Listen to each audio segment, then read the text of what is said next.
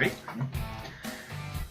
Hey everyone, this is Kev Dan. I'm joined once again by Jared here for Orange Weekly. We got another special guest we'll show you here in a second, but we got a lot to talk about. We're coming up to the training camp part of the season.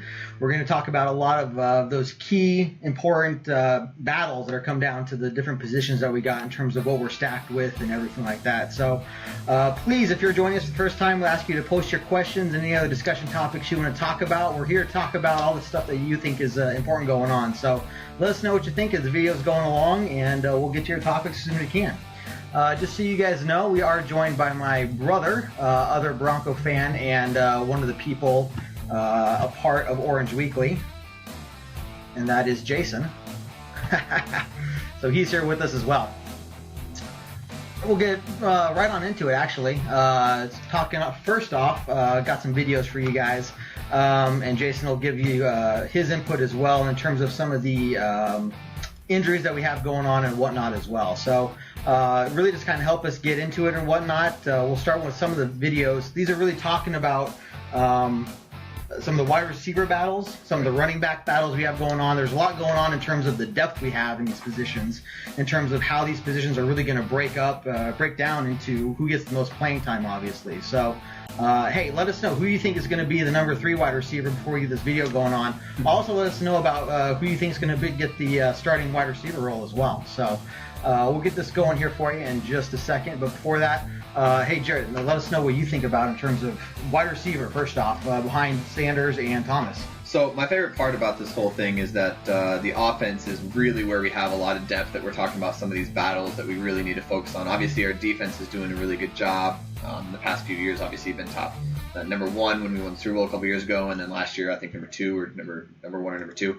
And this year, seeing our receivers having such depth at receiver is really a good thing for us. And I think that a lot of those receivers, we're not going to cut as many as people think we are, because we're going to use a lot of those guys for special teams.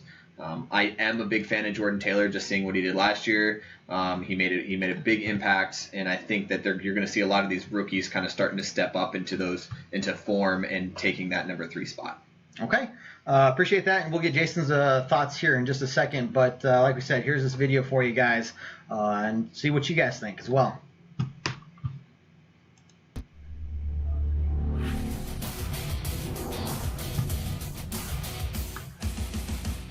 Happy 7-Eleven Day. Settle in with your free Slurpee and enjoy this edition of Countdown to Camp. We're talking about wide receivers today, guys, with Matt Boyer, Eric Dalala. I'm Phil Milani, and we're specifically looking at the 3rd wide receiver spot.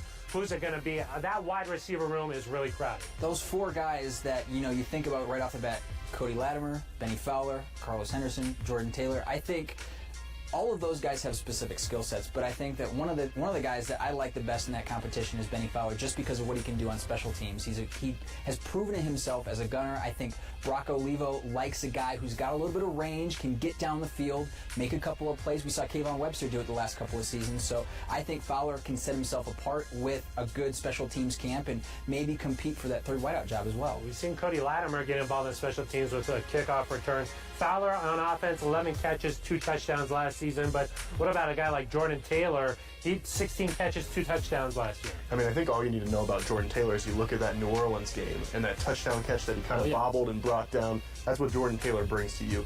He brings that kind of explosive catch that you need every once in a while, and he could be a guy that maybe he makes enough plays that you can't get rid of him. I think that's really important to consider. And in terms of Benny Fowler, the special team is going to be a big part of it. Yeah, because you think of a guy like Carlos Henderson, Isaiah McKenzie, what they can bring to special teams is just going to increase their chances of being able to compete for that 3rd wide receiver role. I mentioned some of those statistics there: 11 catches, 8 catches for Latimer, Taylor 16 catches. I think they want more production from that 3rd wide receiver spot, no doubt about that. That's why you go out and draft 2 young guys, like you mentioned, Carlos Henderson and Isaiah McKenzie. What have you seen from them during the offseason? Well, Eric mentioned Isaiah. I think this coaching staff is very high on Isaiah because of where he was taken, and I think the pedigree coming out of a big school, SEC country like Georgia. I think that the punt returns are going to be key. I think he's got that quickness. He can get to the outside. We saw him on his rookie tape take a couple to the house, so he's got that explosiveness. I think that he and Carlos Henderson is more of your prototypical big wideout. He's got that big upper body. Runs like a running back. Right, and I think he is going to get his chances, but I think that Isaiah is going to give you some good change of pace. Isaiah McKenzie looks like Eric Dalal out there. That shiftiness, I've seen him. I think I'm a little taller. Maybe a little bit taller. We've seen Mike McCoy in San Diego really attack the center of the field. He did it to the Broncos in that game in San Diego last season, where you get that speed in the middle of the field. That's a mismatch with most inside linebackers. Yeah, utilizing the tight ends and utilizing the running backs out of the backfield were two hallmarks of what Mike McCoy was able to do with the Chargers. And you did see a little bit of that when he was here in Denver in his past stint. So I think that the more weapons you give him, like we just mentioned, McKenzie's speed or Henderson's ability to go, over the middle, I think, and those running backs out of the backfield, I think the more weapons you give Mike McCoy, I think it's just going to be greater offensive numbers for the Broncos. Not talking about who's going to make the team or anything like that, but who do you think is going to get the most playing time this season at that third wide receiver spot? I think we'll probably start with Benny Fowler as the season opens against Los Angeles now.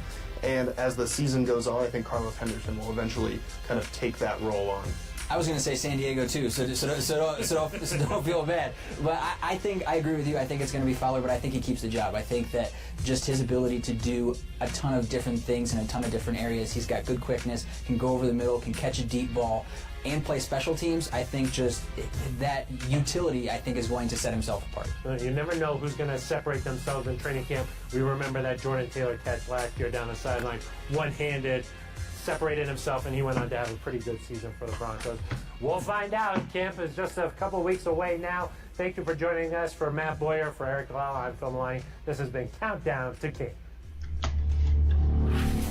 Okay, guys, so lots of names that we're talking about, and Jason, we want to get your opinion up next.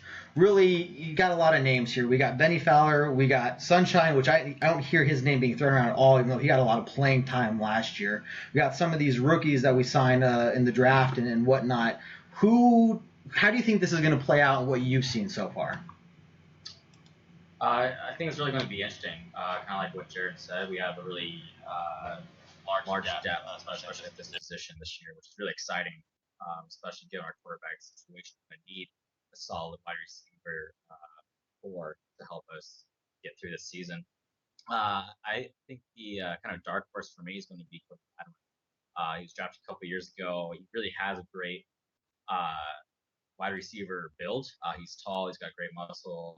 His vertical is great. All of that fun stuff. We haven't really seen much of him in the past couple years. He hasn't really shown us much, and I think because of that, this might be his last kind of shot at breaking into our solid roster. I think if he gets beaten up this year, then he likely won't be a Bronco anymore. And so I think with that being in the back of his own mind, it's going to be a little bit of extra motivating factor for him. So I'm really excited to see what he's going to do, the extra that he's going to bring. I think athleticism, I think he's got the others beat. But we have yet to really see much about his football IQ and what he can get accomplished during games. Okay, Jared, reattack. The big thing I want to ask you next is who's not going to make it? We have such depth here. Right. I mean, where do we go from here? Right. Well, I want to start by talking on something Jason pointed out is that Cody Latimer, we've been waiting for Cody Latimer to do something for the past 3 years, and we haven't seen him really step up into the role that everybody was expecting him on draft day. And I know a lot of that came from they were talking about how he was the X-receiver behind Emmanuel Sanders, right? He was that weak side, that not the first look but the second look guy, get the hitches guy behind Emmanuel Sanders when Emmanuel Sanders was down, so he got in a few plays. But that was his reasoning for not taking that number 3 spot. But I think you're right, Jason. For him to come in, and if he really wants to boost his stock either for a trade or to stay on the Broncos, he's really going to need to have a breakout year this year. And I think the one way that he would do it is to get that number 3 spot and put some of those other guys in better positions to battle. As far as not making the team, it's going to be tough. It's without really seeing what we're holding on as far as I know we're going to keep Isaiah McKenzie for special teams. They mentioned it in the video. We're also going to keep on Carlos Henderson as a rookie, and then Jordan Taylor and Benny Fowler, all those guys. We can't really lose those guys as backups to Demaryius Thomas and Emmanuel Sanders. So those guys we'll all keep. We do have about a list about 4 or 5 that are also sitting there, names that people don't usually talk about. A couple rookies, a couple free agent signings that we took on after the draft.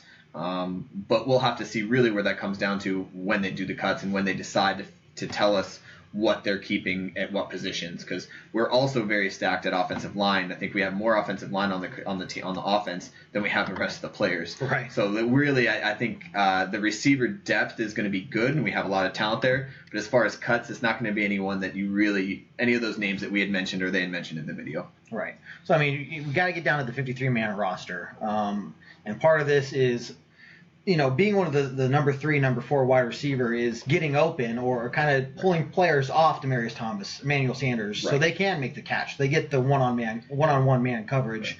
But how much of it is just pulling coverage off onto the number 3, number 4 receiver, whoever that is, versus, can you be a reliable receiver and kind of not maybe the number 3, but really like another number 2? Right. So I think the biggest thing about a number 3 receiver as a coach that you look for is the ability to be a team player and to create the separation for your 1 and 2 guys to be able to get open. And number 2, how well you block. Right. Obviously, we have a different system under Mike McCoy this year, but a lot of our success came off of our screen passes to Emmanuel Sanders. And our number 3 receiver needs to know how to block those guys to be able to get Emmanuel Sanders to get into open field. And I think that's really what it's going to come down to, who's going to be the more physical guy, and who's going to be the guy that will be a team player to be able to let those guys get open. The offense in Mike McCoy's offense is really not about let's throw to our one guy that can get the ball, but let's throw to the guy who's open. Right. So I think the ability to create separation from that spot is also going to be looked at pretty stringently from Mike McCoy. If you can create that separation from that DB, from that number 3 spot, it gets your guys open, it gets you open, and it creates more opportunities for a big play. So, and Jason, we'll get to you next. There was a report from NFL.com. Basically, the quote is, McCoy is the Broncos throwing the balls around. And this kind of leads into the quarterback battle once again, which you're going to hear a lot of over the next couple weeks or whatnot. But basically, they're saying both these guys can throw catchable passes. Paxton's the one who loves to throw the deep ball. Trevor, he knows the routes really well. But so where do we talk about getting these receivers that can not only get open but make these catches as well versus what quarterback we're going to want? Jason, we'll give you that one right now. Yeah, it's I just want to say that it's going to be easy to get tired of the quarterback discussion leading up to the start of the season, but I also want to say it's exciting. After this quarterback decision is made, who knows when the next Broncos quarterback battle is going to be? It could be years and years. So enjoy it while it lasts, because it's going to be the last one for a long time, I feel. But I've been a Paxton Lynch fan from the start. I get why we held him back last year. I think it was a smart decision to kind of build him into the NFL mindset and have him understand the game a little bit better and adapt to the speed. I think this year is time to give him the ball. Again, like you said, he's got the deep pass, and Simeon, his accuracy going deep is awful. I think with the Mike McCoy offense, we're going to see the offense trying to stretch the field a lot more, and that will allow for deep pass options. Especially if we're able to get a solid 3-4 receiver that pulls off people off Demaryius and Sanders, get them on 1-1 coverage, just throw a ball to Demaryius Thomas, and he's come down with it more times than not. So I'm liking Lynch still. I think he's got the better football IQ. I've talked about that multiple times. Where how many times last year you see Simeon for 2 passes, 3rd and 10. So I think that long term, Lynch is going to be our solution, and we have to get an experience sooner rather than later. And so I think that the receiving core we have kind of helped support him in his first real rookie season. I think this is the year where we kind of hand him the ball and let him thrive under playoffs. No, I think you make a lot of good points, and we're over here agreeing with a lot of what you're saying. Jason St. Laurent, if I'm saying that right, Jason, he asked a question, what about getting Rivers? And this has kind of been a rumor going around the last, week at least, since Deion Sanders said, hey, if we want to win another championship, we need to get Rivers. Now, Jared, I see Jason laughing. We're all kind of laughing. First off, what is the reasonability? How reasonable is that? Second off, is he really the type of guy that would lead a team into the postseason, into the Super Bowl, and come out Super Bowl champions? Or is this just kind of kind of its off-season news story where there's not much truth to it. So there's a lot behind it. There's a lot of politics, I'd say, behind what's going on. I think what the original video, if I remember correctly, was really talking about was this: if Phillip Rivers wants to be a contender, he needs to go to the Broncos. And one of the big reasons is because of Mike McCoy, right? I mean, Mike McCoy made Phillip Rivers who he was in San Diego. Let's be honest. And so. Him coming over to the Broncos wouldn't be too much of a transition for him. However, it's not realistic.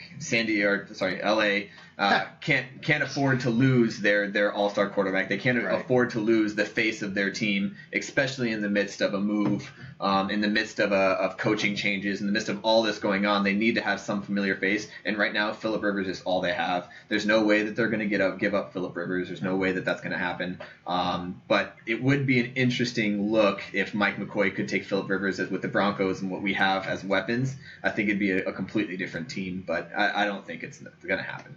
Even if it did happen, I'm of the mindset, you look back at all of Phillip Rivers' past games, I'm thinking just the only time I really watch the Chargers is when they're playing the Broncos, but he just does not seem that type of leader who can really get a team deep into the offseason and bring back some hardware. Right. I just don't think he has it about him. Yeah, he's got a good arm, but like you said, that really was kind of part of Mike McCoy, and now that we have him, I think you're going to see that transfer over to. I'm thinking now, I was of the mindset, keep Simeon, but now I'm kind of leaning towards, hey, it's probably Paxton is the guy with the job. And I don't know, Jason, you got anything to add to that? Just kind of what you guys said, it's not realistic. I think it's what you said, Kevin, where it's just off season. There's not much to talk about, so let's come up with headline material. I personally, quarterback-wise, I think Phillip Rivers definitely has talent. Denying that. But he's also a prima donna. And part of that, like you, I really want to watch them when they're playing the Broncos, and I'm sure it's very frustrating having our defense in his face all game long. But I think that also raises leadership questions, and is he able, wherever he goes, to get an offensive line that's really going to want to protect him and do it? So not only do I agree with Jared that there's no way Los Angeles is going to give him up, but I can't see John Elway really wanting to give up anything as well. Right, that's a good point. No, I think we're all in the same mindset. So I think Deion Sanders saying that was more of there's not much else to talk about in the offseason versus, just kind of a fantasy that, hey, let's keep Rivers and McCoy together. But, Jason, appreciate your question there. A good one, to say the least. What do you think about what we just said? Let us know. Not only Jason, but the rest of you guys. And, hey, if you're joining us for the first time, welcome to Orange Weekly. Really, the show is geared towards what you guys want to talk about. So post your questions, post your comments, and we'd love to get to you as soon as possible. Juan, you asked next, who do you guys think will be the start versus the Bears in preseason week 1? And look, a lot of people, I was telling you, Jared, earlier, a lot of people are counting down to, 2 months from now and 58 days the NFL posted is when the first NFL regular season game is. I'm counting down to training camp and preseason for those position battles. Jared, what do you think in terms of how we're going to get split the game 1 playing time between quarterbacks? And I'm sure you saw Paxton Lynch, Trevor Siemian, and a bunch of the wide receivers are going out to L.A. just to practice on their own because Demaryius Thomas has said he wants his quarterback battle to be decided before the preseason 1 game in Chicago. So what do you see coming from that, and how do you see that kind of just rolling itself out? Right. And Demaryius Thomas has a good point. He wants to be able to create that. It's not going to happen. It's not going to happen because these two quarterbacks are way too close. These two quarterbacks are two completely different mindsets, and what Mike McCoy and the coaching staff really needs to decide is which one are they going to take. And we talked about it with the Phillip Rivers situation where Paxton Lynch is going to be more of your take a couple deep shots every once in a while, try to get the ball up, try to get the ball to Demaryius Thomas in the 50-50, and when it's Demaryius Thomas, it's really an 80-20 situation, right? So, and when we're talking about Trevor Siemian, where he's more of a clock manager, he's a game manager, which fit really well into the Gary Kubiak system. You'd like to think that they're going to have someone, but I think in the preseason one, I think it's going to be a 50-50 split, and I think it's going to be 50-50 split maybe all the way up to the fourth quarter, and then we might give Mr. Irrelevant a shot just to show some stuff. Yeah, Mr. Kelly. Give him a shot to show his stuff in the fourth quarter, but I think it's going to go drive by drive. The first few drives, is going to be those. Mind you, if preseason game 1, you're not going to see any of our big guys. I don't think you're going to see Von Miller at all. You're not going to see Chris Harris, Keith Schlieve aren't going to be there on the defense. You're not going to see Demaryius Thomas. You're not going to see Emmanuel Sanders. So remember, when they're throwing the ball to these guys, they all are also throwing 2 guys that are also trying to make the team. So we got to be a little bit more lenient. Obviously, we're hoping that Mark Sanchez situation doesn't happen where he just blows the game for us and we get screwed over. But eventually, you would like to see all the way up. And I think until maybe that last preseason game, we'll know who's going to be playing. But I don't think up until then we're going to have any idea or any sort of slight understanding of who's going to be playing it unless someone really screws up. Right. And Jason, same thing to you. What is the, I guess, positive versus negative kind of factors playing into this? The players kind of sound like the coaching staff is not going with them to LA with the quarterbacks and the receivers, but getting this extra practice for the receivers to kind of decide on who they want, because I'm sure they get some sort of an input on, hey, we're more comfortable with this guy, versus giving them both a fair shot from day one. Jason, what do you think about kind of the pluses and minuses of that? Yeah, sure. It's like you said, the players for sure are going to have some input. I mean, one's going to be receiving end of the passes, but at the end of the day, it's going to be coaching decisions. The coach's job on the line, essentially. The win-loss record falls on the coach more than Demaryius Thomas. It's going to fall on the coach more than Emmanuel Sanders. So it's great that they want the decision by preseason 1, but like Jared said, it's just not going to happen. I think where you're going to see is whoever's announced the starter for Game 3 is most likely going to be the starter. Game 3 preseasons is where most of the whoever's going to be starting Game 1 of the regular season, they're going to play the most time in Game 3 of the preseason. So I think whoever the starter is for Game 3 is going to be the starter for Game 1 of the regular season.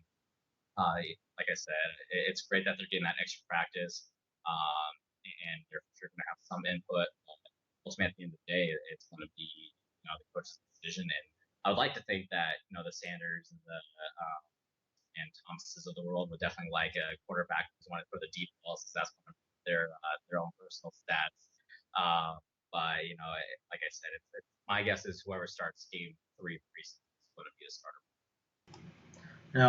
Really good, good question, Juan. I appreciate you, kind of reaching out to us like that. What do you think about what we just said? Kind of moving on while we wait for any replies from anyone else watching. Jason, kind of your field of expertise here in terms of injuries. Jumping ahead a little bit, what do I want to talk about? But we know that DT was playing with quite a considerable amount of hip pain last season. He's saying that the hip pain's pretty much all gone. What do you see? How easy is it to re-injure your hip?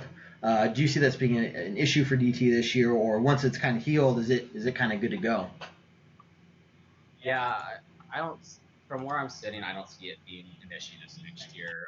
It involves some speculation because they never came out and said exactly what it was. But from what I kind of gathered, it seems like kind of one of those nagging injuries that until you're able to really just sit down and rest for a while and do proper rehab, it's just going to nag you all season long. It sounded like was the case for Demaryius Thomas.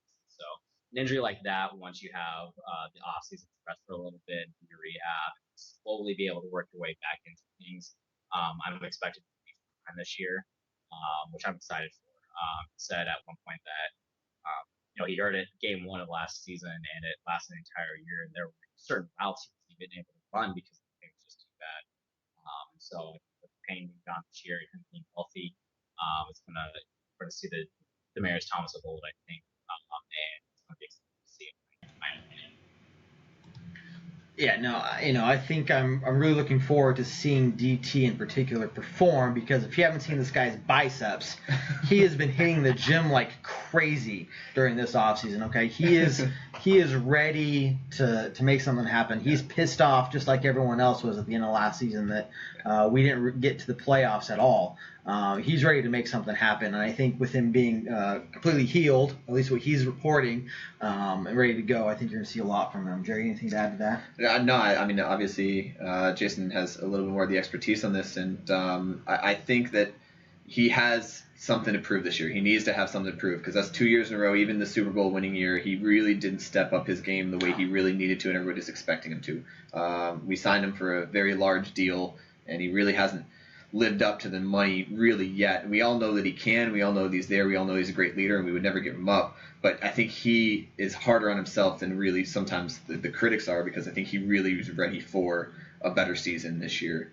I think my biggest question too this year is, obviously we know that we have C.J. Anderson and we have Jamal Charles. So we have C.J. Anderson, Jamal Charles. C.J. Anderson also got hurt last year. Jamal Charles is an injury risk.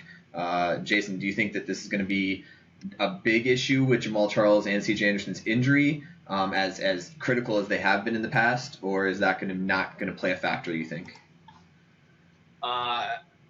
I think it won't play a factor until it plays a factor. I think that they're both heading into preseason with pretty healthy knees. C.J. Anderson coming off that meniscal injury, and also Jamal coming off the ACL. On paper, the ACL is harder to come back from, but it also requires more time, which Jamal Charles has done his time with the recovery process. What it sounds like is he has gone fantastically. C.J. Anderson has been injury prone his entire career, and so it's hard to say. I will say that again, the meniscal injury is better to come back from. We'll see more success coming back from those injuries, especially if they just went out and took out the damaged part that most athletes will return 4 weeks later. If they did a full repair of the meniscus, which I'm not sure which one they did repair, that's about a 5 to 6 month recovery. But from what they were saying at the end of last season, where he might be able to return if we went to the playoffs, it sounds like they did. They took out the tear, so his knee is going to be totally fine, not an issue. Jamal Charles, that's going to be the bit of a question that has a higher rate of failure. But from what I've heard, that Jamal Charles, like I said, he has been great, and so it is possible for running backs to come back from that with Adrian Peterson after his ACL. He's absolutely unreal. So I'm excited to see what they both do. I think it's definitely going to be a great competition in itself. And again, I don't think their injuries are going to play any kind of factor until something comes up. Hopefully nothing does. But I think heading into it, they're both playing around. No, really good insight. And Juan, we see that you asked a question about Bowles. We'll get to that in just a second. Speaking of running backs and kind of the situation we have here, wanted to get you guys over to another video talking about just that. And hey guys, once again, please let us know what you think about what we're talking about, what you think about these videos as well, and just kind of give you some more information before we continue this conversation.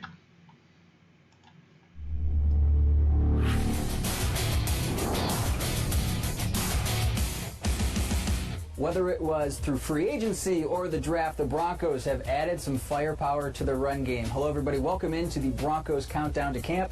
I'm Matt Boyer, Andrew Mason to my left, Eric Jalala to my far left. Guys, we've been talking about the big storylines for camp this season. One of the ones that I think everybody wants to know about is the run game. You know, you look at Jamal Charles, D'Angelo Henderson, you bring back C.J. Anderson as well. Where does this room has to be? I mean, you've been around this team.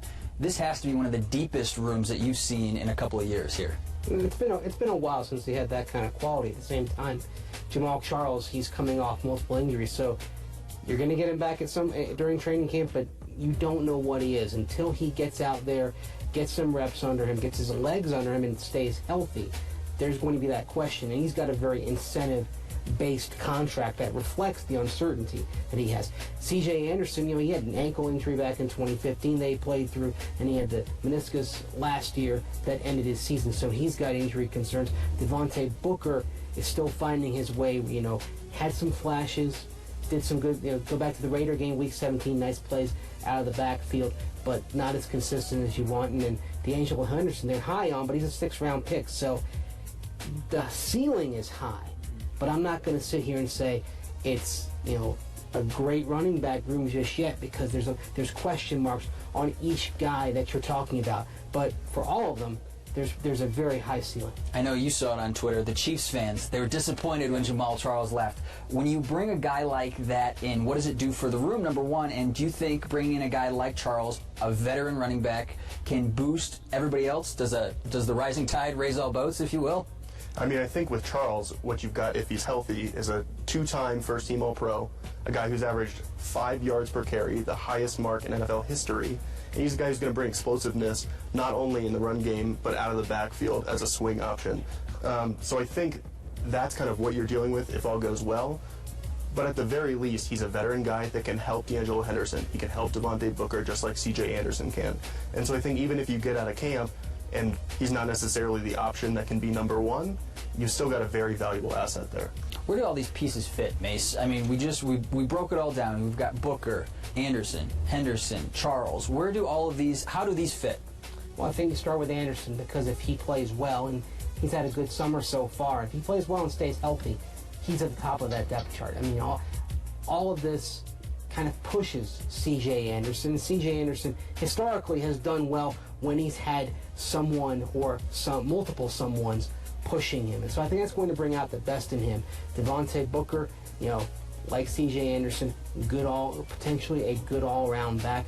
Jamal Charles, it'll be interesting. If he's healthy, you have to resist the temptation to use him too much early because he could get going and you could say, hey, let's leave him out here for another possession, 2 possessions, 3 possessions, and then all of a sudden he starts wearing down a bit. I think the goal with Jamal Charles, if he's healthy, is anywhere from 4 to 8 touches a game. And then D'Angelo Henderson, to me, he's the most interesting case in that room because he's not only productive on the ground, but productive catching passes out of the backfield at Coastal Carolina. And you look at his size, you look at his ability to juke guys in the open field. Maybe there's a little bit of Danny Woodhead there, and we saw Mike McCoy use Woodhead in San Diego effectively with some pretty gaudy catch totals, and maybe that could be a long-term future for D'Angelo Henderson. Absolutely. We're going to find out in just a couple of weeks where those running backs will fall. Of course, the first preseason game, of course, it's August 10th. That is in Chicago. We will be back in just a couple of days. We're talking offensive line. Those big bodies up front are going to be blocking for those running backs. But until then, I'm Matt Boyer for Andrew Mason, Eric Dwella. This has been Broncos Countdown to Camp. Okay, Jason, kind of just going back to what you were just talking about with the injuries, and one of my concerns is, it's really good to have one really solid running back and a very clear number 2. In this case, I see almost a 3-way tie. Jason, what do you think in terms of, do we need somebody to really stand out and be our number 1 guy, or are we okay with spreading it out amongst CJ, amongst, I guess, all 3 of them, if not 4 of them, and just letting them kind of share the load? Yeah, I think it would be great to share the load. And I don't even think it needs to be necessarily basically even per game. I think it should be dependent on the game. I think we're going to see games where C.J. Anderson should be the number 1 for the game, and on what defense we're facing and his run style. And I think the other games where Jamal Charles should be the majority areas. So I think part of the advantage of having a very even core of running backs is you can kind of tailor it to your game plan depending on which defense you're facing. I think that's a huge advantage that we have that most teams don't have. And so I think we'll see over the course of the season a pretty even split between Jamal Charles and C.J. Anderson and a little bit of the others as well. But I think it's really going to see one more than the other per game that you. Okay, no, I think I agree with a lot of that. And hey, Juan, please keep watching. We'll get to your question. They touched on it at the end of the video there about the offensive line.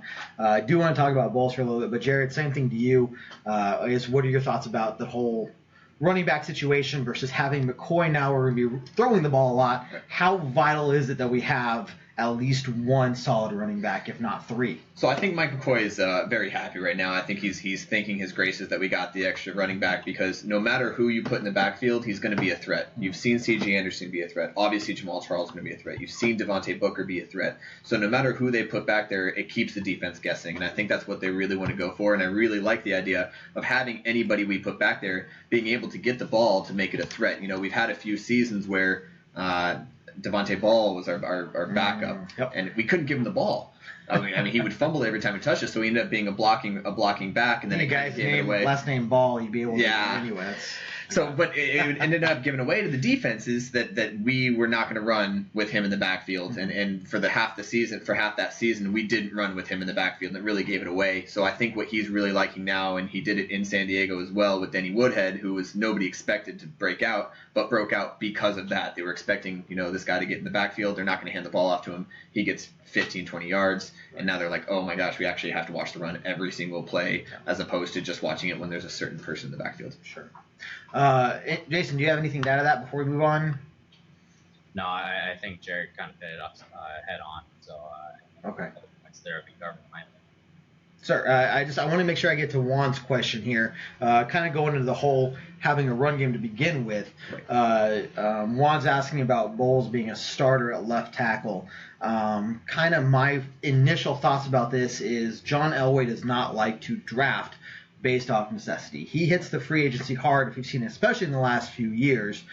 He likes to take everything that he can in terms of the free agency to fill up any shortcomings that the team might have for next year or any problems areas we have. This year was not that case. We're still weak on the offensive line. We really needed someone at left tackle. We got some better experience there, but they just weren't doing it last year's. If you look at the sack numbers for not only Paxton but Lynch as well over those games, it was terrible. So, me personally, Garrett Bowles is going to start at left tackle. Does that mean that we're going to be good to go on the offensive line on the left side? I don't know about that. You get a rookie in there starting, and it could be good, it could be bad. Will he be good in future years? Yeah, but right now I'm a little worried that if any team we're playing is trying to attack us from one side, they're going to load up on the left side and try to overwhelm Bowles. Right. Jared. So there's a couple things I really like about Bowles. First of all, I honestly think it's Garrett Bowles' job to lose. Right. They really liked him in the offseason. They really liked him in the OTAs. I think he comes back to training camp. In this time between OTAs and training camp, if he really studies the playbook and gets to know, because that left tackle job is not easy. You come back out of training camp or out of OTAs into training camp. You learn the system. You studied your playbook, and he comes in. It's his job to lose. If he didn't do that, he might not get the spot. But if he does, he gets the start. And I really don't think. We also have to remember with Garrett Bowles is that he's a little older than a lot of these rookies coming in. Right? He did a mission in Colorado before he went off to college.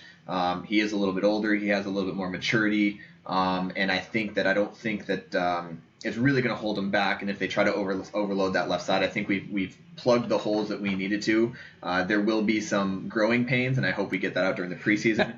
But I do think that Garrett Bowles, it's his job to lose at the left tackle spot. So I do think he's going to take a spot. Okay, Jason, same thing to you. What do you think? Yeah, it's going to be interesting what happens with the offensive line. Who's going to end up where? I think we're going to see a lot of shuffling during the preseason, trying to figure out the right dynamic. One of the things I would definitely like to see, especially probably the first half of the season, is somebody's going to be help as well. I think that was one of the most infuriating things I saw last year is someone was getting lit up on the offensive line, and our offensive line coach refused to give them help and double team whoever's creating havoc. I don't know if it's a pride thing or just total ignorance of what's happening. I'm not sure. But so I would hope to see he gets a little bit of help, at least to start with, some double team going on, so play on with that. But it'll be interesting to see. Again, if we're going to see something up. I saw a plan not too long ago, possibly having Stevenson on the left tackle spot to start the season with while he works those in. So it'll be interesting to see. I do agree with Jared. It's his job to lose, but at the same time, it's not unfair to say that it's still a bit up for grabs at the same time.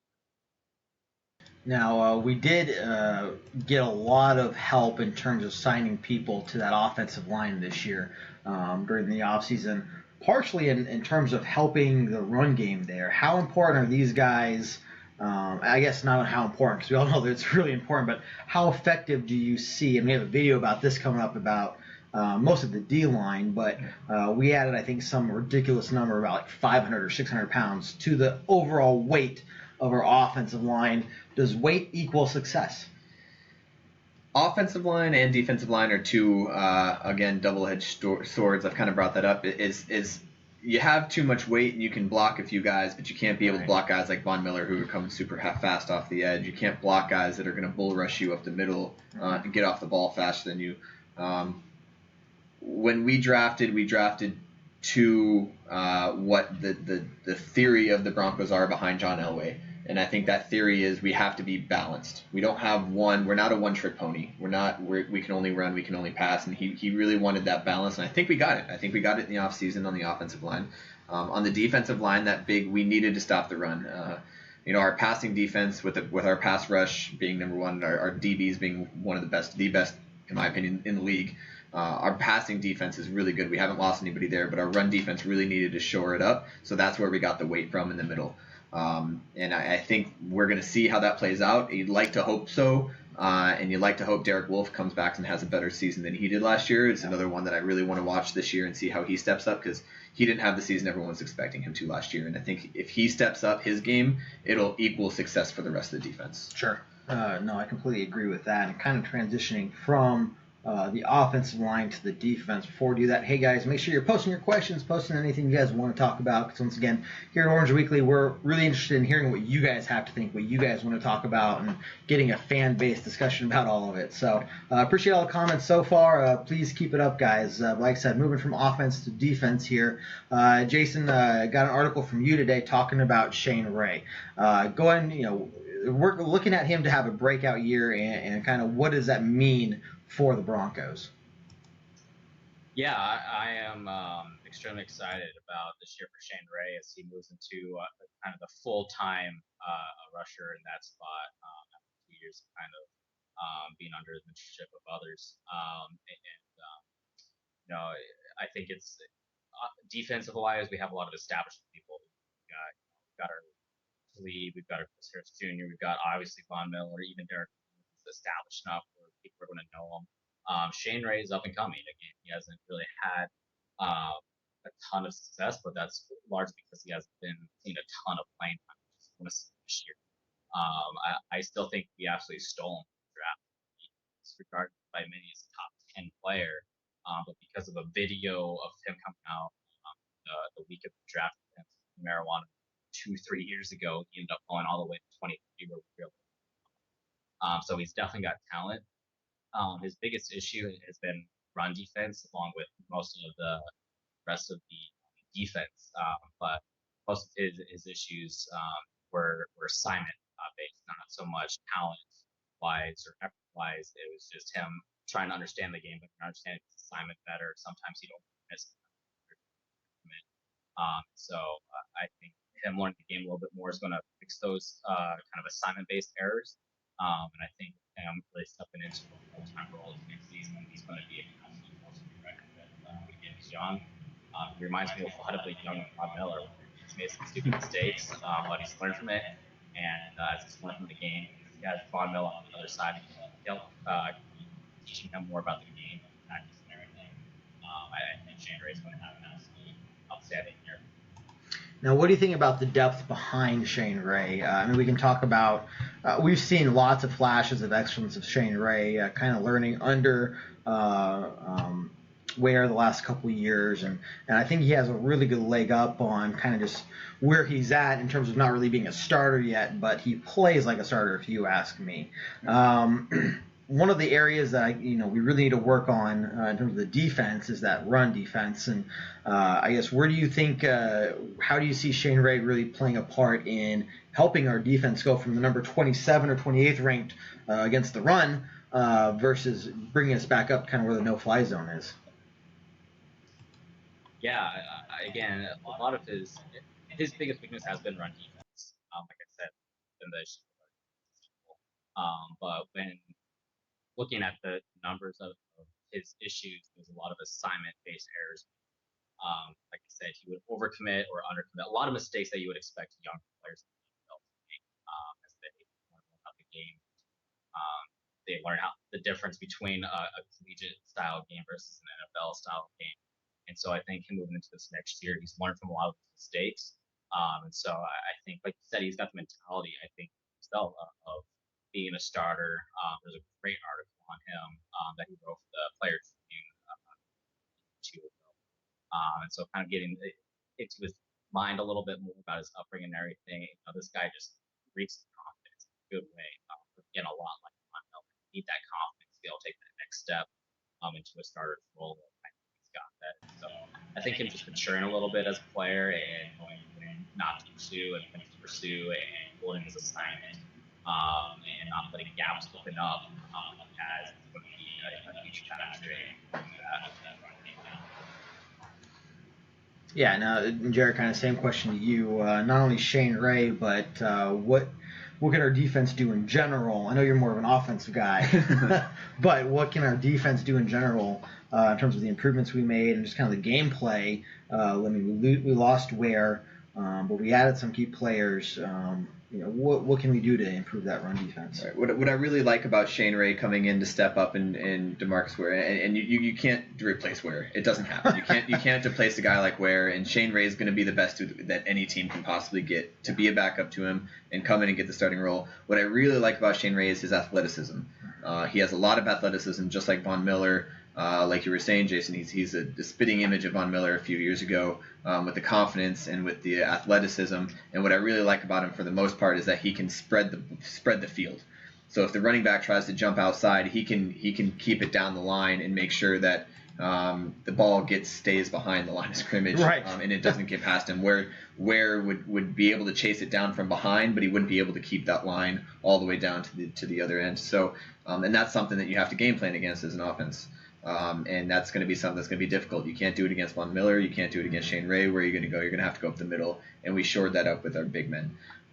I really am excited to see our defense, and I think our defense will be better this year. And better than number one again. It's hard to do, but I think our defense is really clicks as a team. They have the understanding that if everybody does their job, they're gonna be where they need to be. Then the defense is gonna be successful. And I think, like you were saying, Jason, as long as Shane Ray understands that, he had a few years of his younger years where he didn't really fully understand that, where he took some bad reads as opposed to he took the inside when he probably should have stayed outside contained. But I think this year he really understands what this means to everybody as a team, not just as a defense. So I'm really excited to see that happen. I really do think our defense is going to be even better than we were last year. I certainly hope so. And I guess kind of going towards the end of our show here, I'm going to ask you guys this. We're going to pull up our schedule for you guys all to look at. Starting with the regular season, obviously. We're talking about the run defense and kind of the games that we lost last year because we could not stop the run. Right. Looking at our schedule now, I guess what teams do you think is kind of more important games to look out for in terms of playing teams with a good run game? Where do we really have to step up to kind of cover all those holes? Week 2. Week 2? Week 1 is going to be San Diego. It's always a week 1 game. Everyone, having a week 1 game that is a conference game is going to be difficult one way or another, no matter who you're playing. But week 2 against those Dallas Cowboys, they're a one-trick pony, right? They are that one-trick pony, and Ezekiel Elliott's one of those guys that he hands the ball off 4 times and then tries to throw over the top that 5th time. So if we can stop the run on those 4 times, then there's going to be no 5th time because they're going to be punting already. So I'm really excited to see what happens against Dallas, because once we get to that point, we're going to be able to see where our run defense really steps up and how it's going to play out for the rest of the season. And on the flip side, if it steps up and for whatever reason we don't do very well against Dallas, then we can see where the difficulties are, and we still have a full season to take care of that, as opposed to playing a run-heavy offense later in the season and finding out too late that we have an issue somewhere. So I'm really looking forward to that game for sure. Right, and Jason, I guess same question to you. If we lose game 2 to the Cowboys because of our run defense, is it time to panic, or do we have time to really bounce back and recover from it? By no means think it's time to panic. I mean, it's week 2 this season. You're